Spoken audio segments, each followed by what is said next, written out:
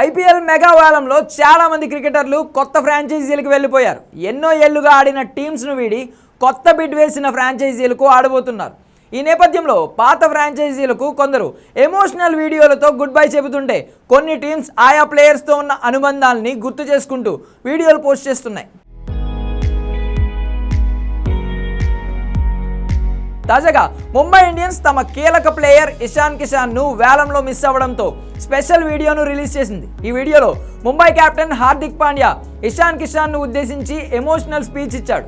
IPL mega వేలంలో ఇషాన్ కిషాన్ను తిరిగి సొంతం చేసుకోవడం కష్టమని ముందే అనుకున్నట్లు హార్దిక్ పాండ్యా చెప్పాడు. కిషాన్ డ్రెస్సింగ్ రూమ్ను ఎప్పుడూ సందడిగా ఉంచుతాడని గుర్తు చేసుకున్నాడు. జట్టులో అందరితో త్వరగా కలిసిపోతాడని, ఖచ్చితంగా తామంతా అతన్ని మిస్ అవుతున్నామంటూ వ్యాఖ్యానించాడు.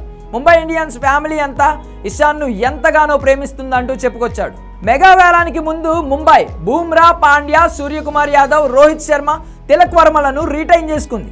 వేలంలో ఇషాన్ కిషాన్ను దక్కించుకునేందుకు తగినంత బడ్జెట్ లేకపోవడంతో వదులుకోక తప్పలేదు. కాగా ఇషాన్ కిషాన్ను సన్ రైజర్స్ హైదరాబాద్ 11.25 కోట్లకు దక్కించుకుంది.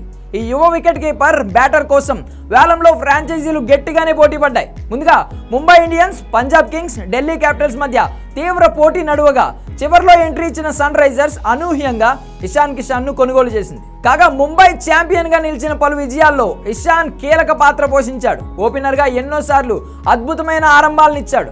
ఓవరాల్గా ఇషాన్ కిషాన్ ఐపీఎల్ కెరియర్లో 106 మ్యాచ్లాడి 2644 పరుగులు చేయగా దీనిలో 16 హాఫ్ సెంచరీలు ఉన్నాయి. 2014 నుంచి 24 వరకు ఇషాన్ ముంబై జట్టుకు ప్రాతినిధ్యం వహించాడు. అయితే వేలంలో 3 కోట్లు బిడ్డింగ్ దాటగానే తప్పుకున్న ముంబై ఇప్పుడు అనవసరంగా బాధపడుతోందంటూ పలువురు నెటిజన్లు సెటైర్లు వేస్తున్నారు.